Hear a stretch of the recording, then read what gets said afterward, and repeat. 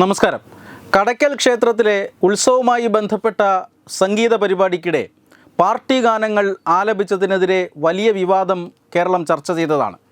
അതായത് ഒരു ക്ഷേത്രത്തിൻ്റെ സ്ഥലം അല്ലെങ്കിൽ ക്ഷേത്ര കോമ്പൗണ്ട് ഇത്തരത്തിൽ ഉള്ള ഒരു രാഷ്ട്രീയ പ്രചരണ വേദിയാകരുത് എന്ന് ഹൈക്കോടതി അടക്കം നിർദ്ദേശം നൽകിയിട്ടുള്ളതാണ്. അത് ഈ സംസ്ഥാനത്തെ നിയമമാണ്.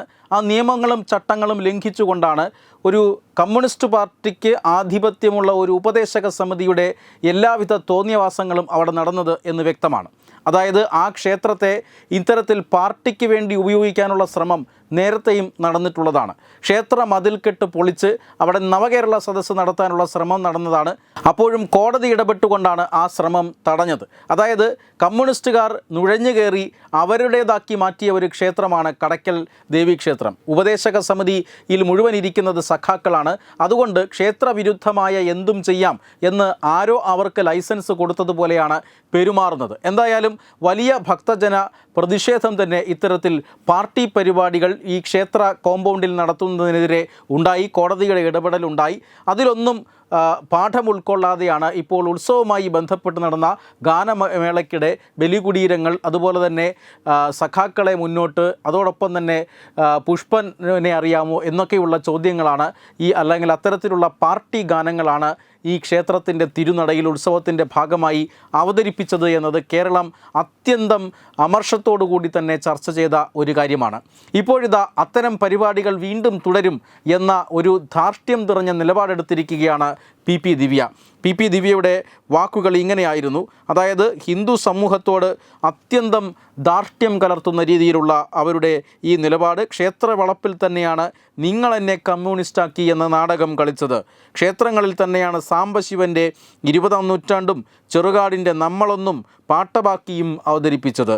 കേരളത്തിൻ്റെ ഇന്നലകളുടെ ചരിത്രമാണ്, നാളെയും അത് തുടരും എന്നാണ് പി ദിവ്യ പറഞ്ഞിരിക്കുന്നത്. ആരാണ് പറഞ്ഞത് എന്നുള്ളത് കൊണ്ട് തന്നെ ഇങ്ങനെയൊന്നും പറയുന്നതിൽ വലിയ അസ്വാഭാവികതയൊന്നുമില്ല. കാരണം നാക്കിന് എല്ലില്ലാതെ എന്തും വിളിച്ചു പറയുന്ന ഒരു കമ്മ്യൂണിസ്റ്റ് നേതാവാണ് പി ദിവ്യ.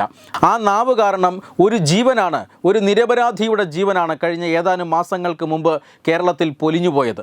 കണ്ണൂർ ADM-ആയിരുന്ന നവീൻ ബാബുവിൻ്റെ ആത്മഹത്യയിലേക്ക് തള്ളിവിട്ടത്. അത് ആത്മഹത്യ തന്നെയാണോ എന്ന് ഇപ്പോഴും സംശയമുണ്ട്.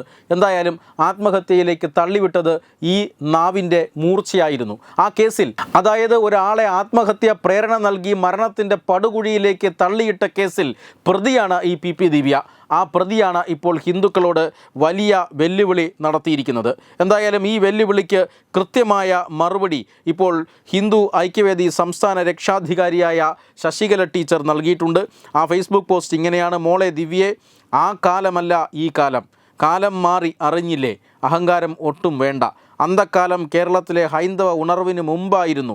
ഇന്നത് സംപൂജ്യ സത്യാനന്ദ സരസ്വതി തൃപ്പാദങ്ങളും സംപൂജ്യ ചിന്മയാനന്ദ സ്വാമി തൃപ്പാദങ്ങളും RSSും അതിൻ്റെ വിവിധ ക്ഷേത്ര പ്രസ്ഥാനങ്ങളുമൊക്കെ ഉഴുതുമറിച്ച മണ്ണാണ്.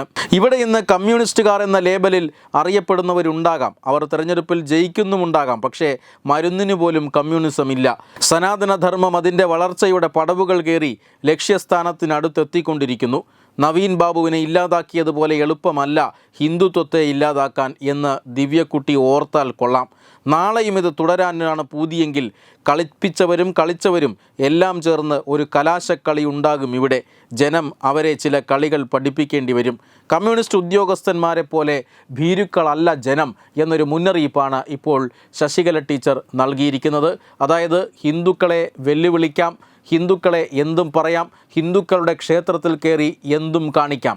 അത് മറ്റൊരു മതത്തിലും നടപ്പില്ലാത്തതുകൊണ്ട് തന്നെ ഇവിടെ കയറി എന്തും കാണിക്കാമെന്നുള്ള ഒരു ധാർഷ്ട്യം സഖാക്കൾക്ക് വന്നു ചേർന്നതിൻ്റെ ഭാഗമായിട്ടാണ്, അല്ലെങ്കിൽ അതിപ്പോഴും സഖാക്കളുടെ മനസ്സിൽ അവശേഷിക്കുന്നു എന്നുള്ളത് കൊണ്ടാണ് കടയ്ക്കൽ പോലുള്ള ക്ഷേത്രങ്ങളിൽ ഇത്തരം തോന്നിവാസങ്ങൾ നടന്നത്. അതിനിയും തുടരും, നാളെയും തുടരുമെന്ന് പ്രഖ്യാപിക്കാൻ മാത്രം ഈ കാലഘട്ടത്തിൽ ഒരു കമ്മ്യൂണിസ്റ്റ് നേതാവും വളർന്നിട്ടില്ല എന്ന് ഓർമ്മിപ്പിക്കുകയാണ് ശശികല ടീച്ചർ.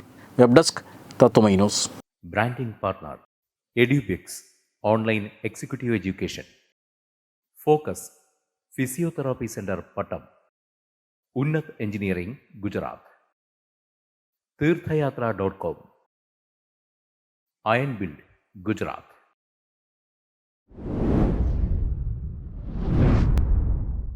തുമ്പമൺ ശ്രീ വടക്കുംനാഥൻ ക്ഷേത്രം, അമ്പലക്കടവ്, പത്തനംതിട്ട. ശ്രീമദ് സ്കന്ദപുരാണ മഹാസത്രം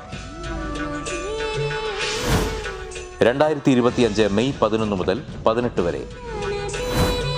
ബ്രഹ്മശ്രീ മുംബൈ ചന്ദ്രശേഖര ശർമ്മയുടെ മുഖ്യ കാർമ്മികത്വത്തിൽ മഹാഗണപതി ഹോമം, സ്കന്ദപുരാണ പാരായണം, മഹത് പ്രഭാഷണങ്ങൾ, പൂജഹോമാദികൾ, കലാസാംസ്കാരിക പരിപാടികൾ. സത്രയജ്ഞ കർമ്മങ്ങളിലേക്ക് എല്ലാ ഭക്തജനങ്ങളുടെയും സാന്നിധ്യവും സഹകരണവും സാദരം അഭ്യർത്ഥിക്കുന്നു.